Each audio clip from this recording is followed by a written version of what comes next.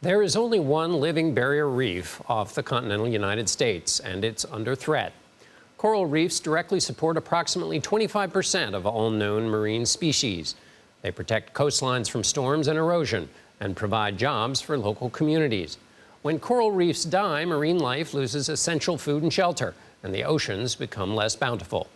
The reef off of Florida's coast is experiencing a multi-year outbreak of stony coral tissue loss disease, first identified in 2014.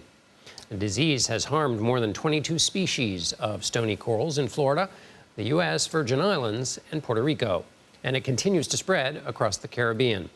For more on this, I'm joined by Jennifer Koss. She is the director of the Coral Reef Conservation Program in the National Oceanic and Atmospheric Administration. Welcome, Jennifer. Remind us again why coral reefs are so important. Well, I think you summed it up really well. They're home to about 25% of all marine species, yet they occupy an incredibly small amount of our ocean's floor. They are the lifeblood to roughly 1 billion people in terms of providing their homes, livelihoods, and a source of protein. We're coming to understand that they're providing more biopharmaceutical properties, which could be the cure to cancer or several other diseases, and they're critical to protecting the coastlines of multiple nations around the world. And so NOAA released an action plan Wednesday to address the problems of this particular disease. What was the plan, and why is this disease unique?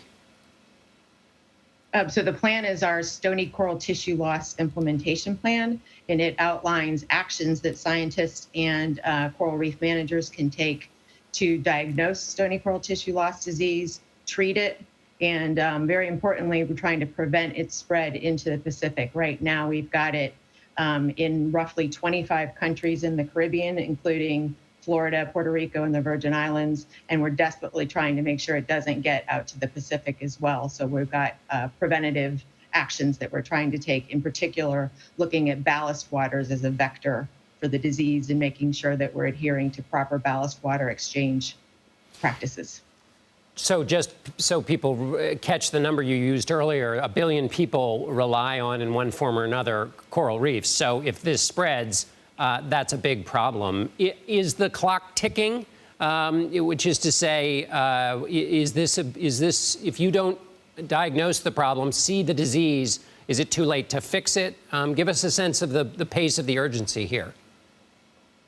It's certainly urgent, but we've already developed techniques to treat corals in the field with antibiotics, and that seems to be working in terms of halting the spread of it. We're also finding that some corals are resistant to stony coral tissue loss disease, and these will be the corals that we use to restore reefs after the disease is sort of swept through an area and simmered down to a less than more of an endemic level of outbreak.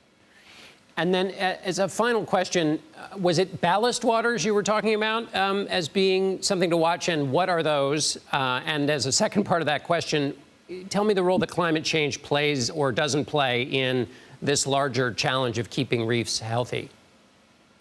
Yeah, so ships take on and let off water as they move around the world. If they've got a lot of cargo, they don't tend to have a lot of ballast water. And when they offload their cargo, they take on water. They need to do exchanges of those waters as they come in and out of ports. And so you're intaking whatever viral or bacterial things are in one port's water and transporting it to another's. So we just need to make sure that we do those exchanges of water far enough away from corals that the disease, if it's in the water, can't impact it. And climate change has got two big stressors for our corals. Globally, waters are warming, and that puts a lot of stress on corals. It essentially gives them a fever, and they will bleach, which can lead to mortality. And then also waters are becoming more acidic with climate change impacts, which makes corals hard to do their business in terms of secreting their own exoskeletons and providing that necessary structure for all of the marine life that lives on it. All right, Jennifer Koss, teaching me something not only about coral reefs, but also about shipping. Thank you very much. The pleasure. Thanks.